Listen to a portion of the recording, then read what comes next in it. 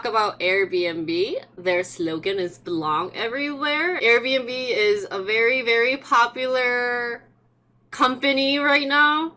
Let's look at the company profile, guys. So their mission statement is to live in a world where one day you can feel like you're home anywhere and not in a home, but truly home where you belong. And their mission statement was to define three things, which is improvement of life, exceeding expectations, and creating a sense of belonging. Okay? So their overall goal was that they wanted people to share their fundamental element of goodness, basically their homes, where people can feel comfortable, and the fact that they're accepting each other, right? Now, their vision statement, which is similar or the same as their slogan, is belong anywhere.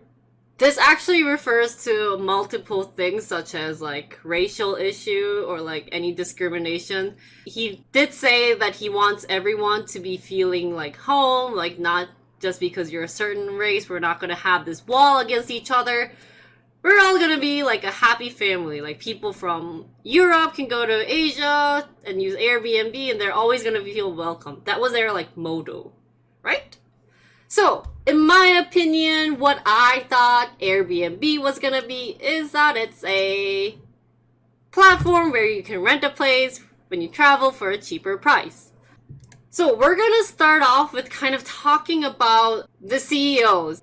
Today I brought you guys Brian Chesky. One thing to kind of note about Brian was that he was born in New York, and as a young child, he was interested in architecture, and he liked to design things at young age. So he ended up going to Rhode Island School of Design as a industrial designer, and he is the CEO of Airbnb. So now we have Joe Gebbia. He did a lot of things before. He's also from the same college as Brian, which is the Rhode Island School of Design. Fun thing about Joe is that he was born in Georgia. He's definitely the CPO. Why I'm introducing both Brian and Joe is that they're both co-founders of Airbnb. Well, one day, Joe moved to San Francisco, and he overstayed at his friend because he really wanted to work at San Francisco, but it's very expensive, right? And he ended up finding a job at Chronicle Books in San Francisco, and he's like, but he didn't really like the job, so he wanted to do something else. He really wanted to be an entrepreneur. That's why he has more experience with other things. And so he remembered Brian, one of his colleagues back in Rhode Island of design, and he's like, "Hey, Brian, you should move to San Francisco," because at this time Brian was in LA. And Joe convinced him to start a business with him, right? So Joe ended up being like, "I quit this job and we're gonna do full-time entrepreneur and get rich." Well, that wasn't really the case of what they wanted. So how they started this Airbnb idea was that they needed to find at least some cash so that they can start on something. And they heard from their colleague designer saying that there was this conference that's going to happen in San Francisco in October 2007. And it's called the IDSA. It's actually a design conference. And the problem with that is there's a lot of young designers who come to San Francisco. But the hotels in San Francisco are going to be super expensive. And Joe actually emailed Brian being like, "Hey, I thought of this way of making few bucks. So we're going to turn it into he's going to turn his house into a rent system." And Brian actually really liked this idea. So what they did was they bought 3 airbeds and rented the apartment for money. And 3 guests actually did appear at their house who paid $80 each. This actually became we never thought that this could be a business, but hearing from the feedback from the guests and everyone, the thing that we solved as a problem of earning money. So they actually created a website being like, this is where you guys can find us. You guys can rent our apartment. You guys will be staying in airbeds, but this is it. So going along with this, they decided to get another founder who was very, very smart. He lived in Boston, Massachusetts, and in high school, he made his own money by creating a software business. And the business was to provide services, like to figure out who spams. And this actually became a good business where he was able to pay some tuition for Harvard. So he was a Harvard student. And he was actually how Joe, Nathan, and Brian were related to each other was that Nathan and Joe were roommates, old roommates, ex-roommates, back in San Francisco. And Joe convinced Nathan to help on this idea because it was gonna be big. And these three guys thought, what if you could book someone's home just like you could book a hotel anywhere in the world? But something that I found ironic about this was that they didn't continue with this Airbnb idea. They actually started with a different idea of a roommate finding service. There could be a lot of legal issues that they changed their idea to a roommate finding until they realized that there was actually a roommates.com. How they figured out that there was a service was when they were trying to create a URL and they wanted to name it roommates, and it was already taken from this company. So they literally wasted their time. And they actually went back to the Airbnb idea. So the second time when they opened, no one realized that they opened. It was like quietly disappeared. And the third time they officially opened or like launched was at the SXSW. It's a type of festival that holds films, media, music festivals, interactives, like conferences. And I think they also do like a lot of startup companies. And in 2008, you know what the saddest thing was? That although they probably had their own booth of like their product and everything, they only had 2 customers who used their service. And one of them was Brian. So in 2008, it didn't really go well. What they had to do was, okay, maybe we need money to maybe get a proper web page and do some other things, like get some more apartments to rent, do some more marketing. And these 3 guys were like, okay, let's try to find an angel investor or any like venture capitalist, right? And their goal was to raise $150,000. They asked 15 angel investors, and unfortunately, they were all rejected. I've actually found out, like, Brian actually posted his blogs about, like, the email that he received when they were rejected, and I got like five of them. And you can see that they're not interested in this idea. I bet all these people right now are be like, darn it, why didn't I invest in these? Like, this really sucks. Why couldn't I do this? This guy's was like, apologies for a delayed response. We had a chance to discuss, but it's like not right for our market.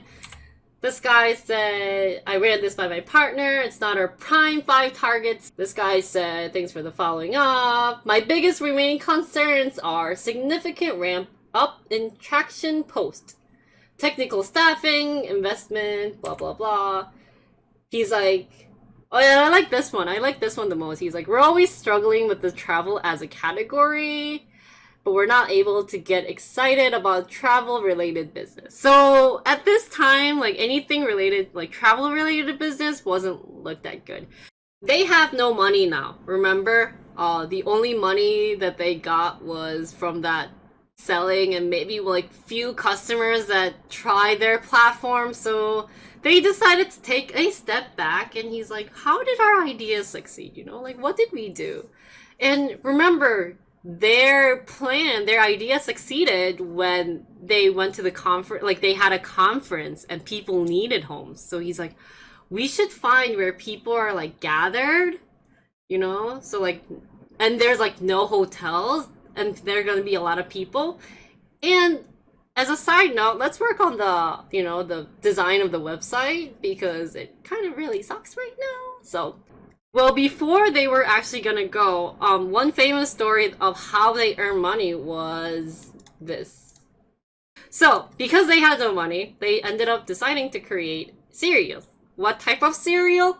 Obama O and Captain McCain cereal. This was in 2008 presidential election. These two were the two candidates for right side and the left side. And they use this idea of it being like, this is a limited edition of president, and the one you like buy, you're gonna support them. And inside, so what they actually did was they bought a bulk of cereal, pasted their own cardboard box, like they created all the design, and then they just sold it out on streets for $39.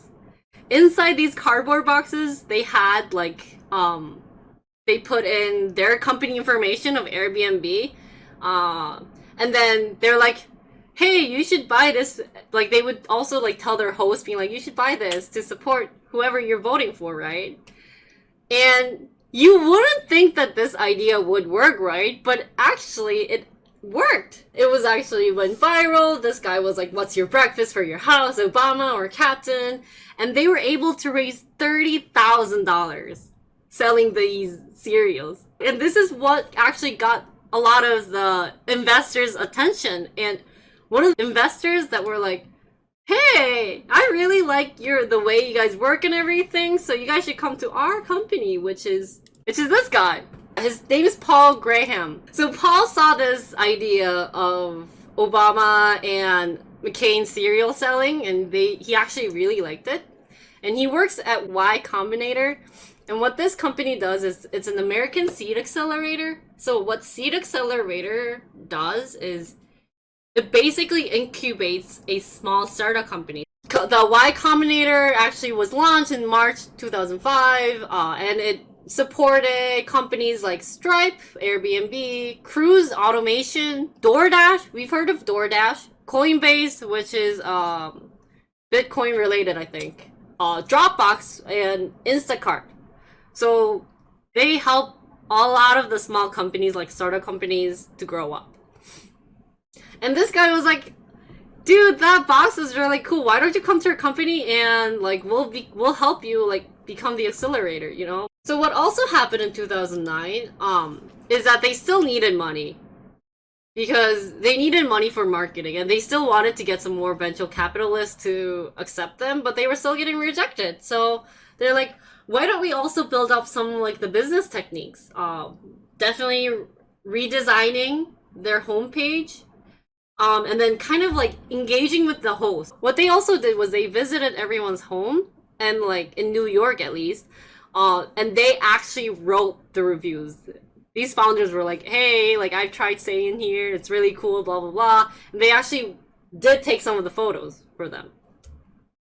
So also, at this time they changed their name to Airbnb, and this was their first logo. As they developed the techniques and the technology was improved, they actually got another venture capitalist named Sequoia, and they were able to invest in $600,000. So, and I think the biggest successment happened in 2011, where a lot of people. This was when 181 countries were like, this idea is really good, you know? And back in 2011, it became like the 50 websites that make the web great. Like in 2011, their most success was when they actually won the Breakout Mobile App Award at SXSW. Remember back in 2008?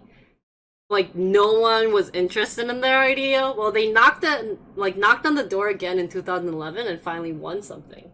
What's next in their life is now a downfall. So one day there was one blog post that was posted by this lady. I think it was a lady.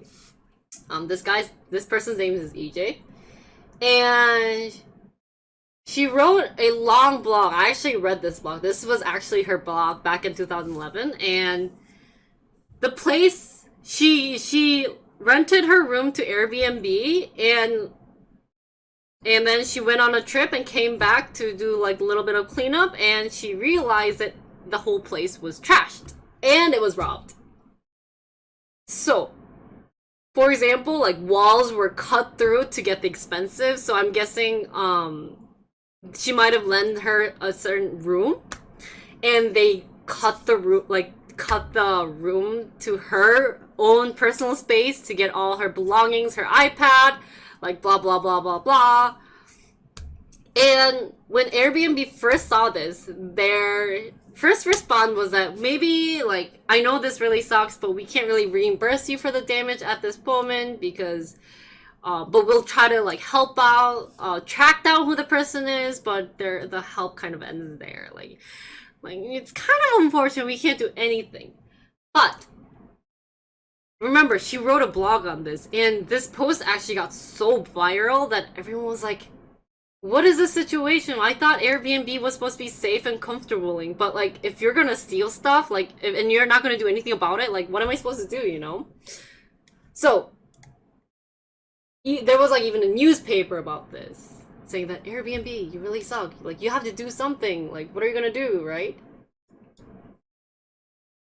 And so what happened was that Airbnb was like, we like screwed up, I'm so sorry. They didn't want to be too controlled over because it's just a platform. They're more like, what their initial thought was that, guys, it's just we just create the platform. Whatever happens inside it, that's you guys' fault. We're just here to provide you this. But that's not how you deal with people, right? Because then they'll be like, well, then I don't feel comfortable being in this platform. And that's why they actually said, we're sorry. Like, whatever we said, that sucks. I'm so sorry, right?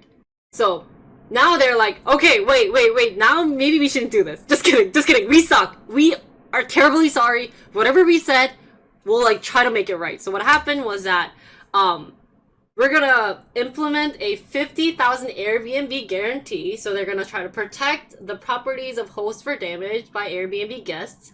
And definitely EJ was granted money, right? And also they were like, not only that, but we're gonna try to have like a system, like a 24-hour system. We're gonna add more system going. So these were like what they were trying to guarantee. Now they're gonna add like a 24-hour customer hotline. So if anything happens, they're gonna have like customer help. Like hosts can just call up Airbnb, be like, "There's something wrong. I need help." They're gonna do any like safety, trust department. They actually created a trust and safety department because of this issue. And Brian actually gave out his email, being like, "If you can't get hold of anyone and you just are having the hardest time, just email me. I'll try to help." So because this is when they realize like, oh, like even if it's just a platform, we still need to like help them out, you know? Like we just can't leave them alone, right? So this issue came up, and then so they were like, everyone's not really happy about it. They really don't like Airbnb. Maybe we kind of screwed it up. What can we do?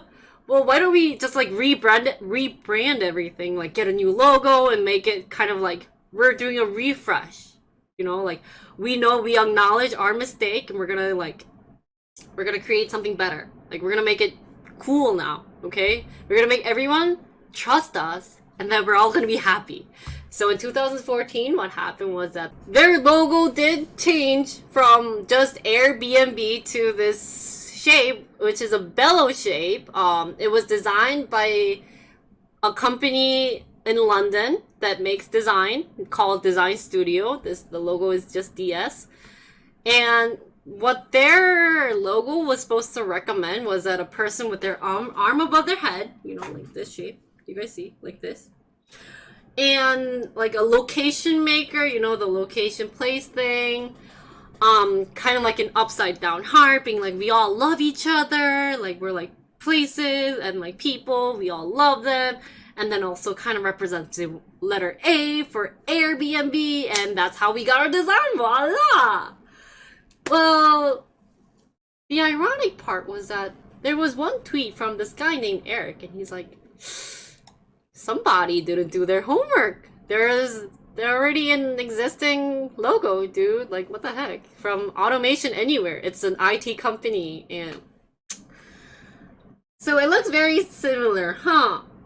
Well, luckily what happened was that both Airbnb and Automation Anywhere, both two companies decided being like, it's a coincidence. We never know what happened in the background, but it's a coincidence that the logos did collapse to each other. that it looks very similar. But we're gonna try to like cooperatively like address the issue, and also the funny thing was that the automation anywhere was in process of transitioning to a new logo, so we're gonna be okay. But a lot of people did kind of give them this stinky eye, and this is a side note. I might not put this, but people also didn't like the logo because it looked like a male part. So they were really against this logo. Unfortunately, although they changed their logo, it didn't really go anywhere, right? Because first of all, New York was like, okay, honestly guys, 3 out of 4 Airbnb renters are illegal. You know, like you guys aren't paying rent. And I like looked into this. I was like, why are they illegal? Is that one thing was that they're not paying for hotel tax fees. Well, like Airbnb is like a hotel, but it's not like a hotel. So, but you should still pay something. But well, I'm renting my room, so did that qualify as a hotel tax fee? And like, it was getting all these mixed feelings. Like, what am I supposed to do? And New York was kind of concluding because New York concluded that okay, honestly, you really need to pay for the hotel. So New York concluded that Airbnb was going to owe them $33 million because, first of all, there were actually illegal operating hotels that was listed in Airbnb, and those actually definitely need to be taken care of. A lot of the Airbnb rentals, people who are renting the Airbnb was doing it for long term, and that's, like I said, the issue of do you live here? Because that's another issue that we have to take care of. And what happens is that they would rent the room for like 20 days, and then they would re-rent the room for another 20 days. But that would be considering you are living here for like 40. So now that's like, where is this going with? So for example, in 2013, what happened was that more than 4,600 units were booked as a short term, but they were booked for more than like 3 months, like what I said. And of the 46,000, the 2,000 of the units were actually booked more than half a year.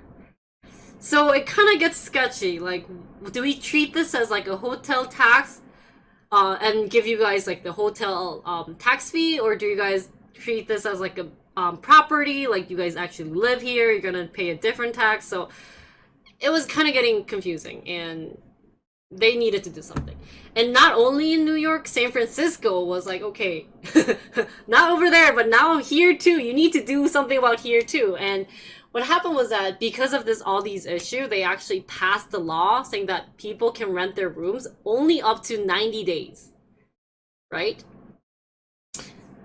And they also had to force the Airbnb host to register to the city, like who is the owner of an Airbnb, which actually cost a lawsuit to Airbnb for $1 million fine, because if you don't register, you're actually going to get a lot of money taken. So this was a big issue where Airbnb actually started losing money, and a lot of hosts were like, well, I'm not going to have to register and pay extra money, or like registration would actually cost me extra tax money, so is this actually worth being listed on Airbnb? But another issue that was going on was that not only the tax issue, but like now they have racial discrimination. There's this guy named Rohan, and he wrote a blog about this, and he was going to visit one of his friend in Idaho, and he had his picture of himself on Airbnb, and he decided to rent a room from this lady, which is fine. You can rent a room from whoever. And the lady goes, so the week that you actually reserved, like they were all friendly to each other, but like I think maybe because she saw the profile picture, we never know. She actually told him that, dude, so I'm so sorry, but the weeks that you rented overbooked. Like, there's no room. Like, I'm so sorry. And he's like, oh, that really sucks. Like, that could happen, right? Because the lady was like, "Oh, we're actually gonna be in Idaho at the time that you're gonna reserve. So sorry, I'm so sorry." And he's like, "Oh, maybe something came up that totally could happen." He called his friend. He's like, "Hey, this like these 2 weeks, it's like booked. How about like the next 2 weeks?" And she's like, "Yeah, I don't mind that." So he messaged her again. He's like, "Hey, so you know the 2 weeks after, can we book that? You know?" And the lady was like, "Oh, ooh." Oh, I'm so sorry. Those two are already booked. Oh my god, that really sucks. Oh. And this guy was like, what the fudge? But ironic thing was that it says it's open. Now, was this a technical issue that Airbnb was having that wasn't showing up on my page? Well, he did a little experiment. You know, when you get this happen, you like to do experiment. He borrowed his friend's account, who's a white person, and he reserved the same room using her account. And do you think it worked? Well, yeah. It actually worked the day that she said she was gonna be in Idaho. So he's like, I'm so offended. When he uploaded this, it actually got so viral.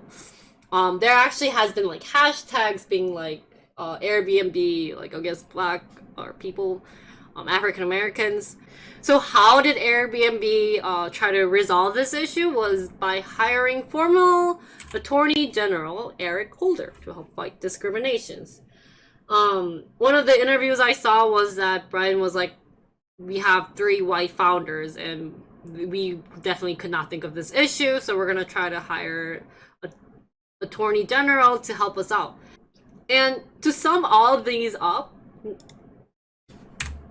Elizabeth Warren, who's a senator, was like, you gotta like look into this Airbnb business. Like, there's so many problems. Like there was what, the racial discrimination, the EJ situation, the New York, San Francisco. Like, come on, like do something about it. It's not. She also concluded that because of like Airbnb, that like not that many people are buying houses, or like the housing situation is actually getting worse. So come on, do something. And they actually wrote a letter signed by these people saying, okay, like this sharing economy like platform, I don't know, maybe this is a good platform to continue with. It's not really like helping out people. There's more issues being created than helping out. So come on, this is like not really a good thing. What would be Airbnb's next step? Well, they had to like, they couldn't be stuck with one idea of just sharing apartments or sharing homes. So in 2016, to kind of like figure out how to deal with this issue, the first thing that they did was create an Airbnb experience. Now, I don't know how many people have used this. I've actually recently saw this. I was kind of surprised that there was something called Airbnb experiences. And what this is that people, you would have to register in, and it's a one-of-the-kind experience, said it here. And so what it does is, I have this talent, you know, and I'm a yoga instructor, and I wanna teach a class. Like, I want travelers who come to where I live, I wouldn't mind teaching them, you know. And they would just be like, hey, I'm a yoga instructor, I like to teach yoga near the beach. You guys should take my class. Here, the class is open. It's open to all travelers. You don't have to become a member. There's no restrictions. And this business actually went really, really well. So they were being very careful. People would have to qualify, and they would have to approve them. It wasn't just like, wait, you have a home, you're gonna rent it, okay, you're approved. It was just like, do you have the skills? Do you have like the license and everything to teach something? Like, we don't want to cause any issues with other people. And like, they would be like, okay, like, you've given us all the documentations, then you're approved. So this was one of the ideas that they opened. It's still there. If you go to Airbnb experience, it still works. Another thing that they did was they decided to partner luxury retreat in 2017. It's like an Airbnb style service that focuses on the high-end homes, so like the super rich houses. Like they actually purchased it for $200 million. So this was another thing. Another thing that they did back in 2017 was they also partnered with a company named Nido. And what's Nido? It's actually, now they have the high-end apartment from LR. Now they're going to go to like more like the small one, like the apartments. And what they were trying to do was like they wanted to try design new units and buildings that included like features with keyless entry. And another thing that happened back in 2018 was not only that, but they decided to have a Airbnb Plus. Because what Airbnb Plus, it's kind of like when Twitch has the verified users, but in this term, it's like I would have to be paid to become a Plus member. Because in Twitch, I don't have to be paid. If I have like the qualifications that they require, then they give me the verifications. But here, you have to also pay to become a Plus member. And the eligibility is that you have to have a place or a private room with a private bathroom to be eligible. It only can be in certain locations like the US, Mexico, Indonesia, Thailand, Italy, Denmark, Greece, and Poland. Also, the host must maintain a 4.8 average rating from the guests and accepted 95% of the booking requests and have no cancellation, and maintain the Airbnb hospitality standards. So how much was it? It's $149. They would actually do a whole like home checklist. So if you search for yours, definitely if you search for, let's say like I'm near Chicago, so if I search Chicago and I'm an Airbnb host, it's gonna be more in the top region. Okay? And it's definitely, the pictures are gonna help. Like you'll get your like a professionally taken like photography picture of this. And it also gives you an opportunity to do like a virtual tour of the property for the guest decision. That wasn't in fact like you can't really do that with being a regular host. So they do have this Airbnb Plus. It's still different from, they have like the super host in Airbnb. This is like the better version. This is like the VVIP when the super host is just VIP. So, and then later the year, in 2019, they also partnered with a company named Hotel Tonight. This is just like a regular hotel reservation website like hotels.com. They actually were able to partner it. This is located in San Francisco. And they have branches in US, Europe, and Australia. So what's happening in Airbnb 2020?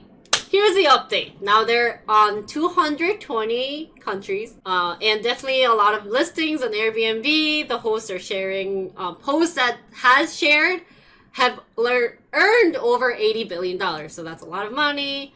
One thing they're going to plan on including is like launching a discount coupon program for hosts to purchase like a noise detector device to help like any like noise issues like neighboring disturbance.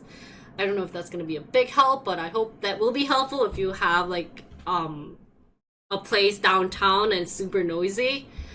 Also, and they also got a neighbor support system where if there is any problem, like this is also a 24-hour issue, and if they have like neighbor disturbance or any like parties that's going on and it's like driving you nuts, you can just call them up being like, hey, the next door neighbor, they're having this party and it's not supposed to be a party, like you should do something about it. So also I found this interesting was that they held an Olympics for the 2020, which is actually not going to happen, which kind of sucks, but it's saying that they're going to do like support of the Olympic movement up to 2028. So definitely they were going to support the 2020 Olympics in Tokyo, which isn't gonna happen, but and also that's going to happen was that Airbnb will soon be listed as an IPO, or they're going to do the listing as a public through the IPO in 2020, which is this year. So we'll see what happens. You might be wondering why they didn't really rush to do an IPO and to be publicly listed. And the words that they said was that they didn't really need to be rushed.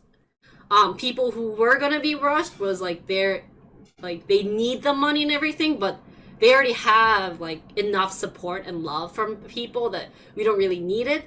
And not only that, but like their large shareholders, so like their investors and everyone actually didn't push them because they really liked their idea. How I usually end this company review is definitely my favorite quotes from them. Nathan said that it's better to have 100 users that love you than 1,000 users that like you. Find your evangelists and build for them. Right? So find my angels. Find my angels, guys, right? This was Airbnb. That's all. Any questions?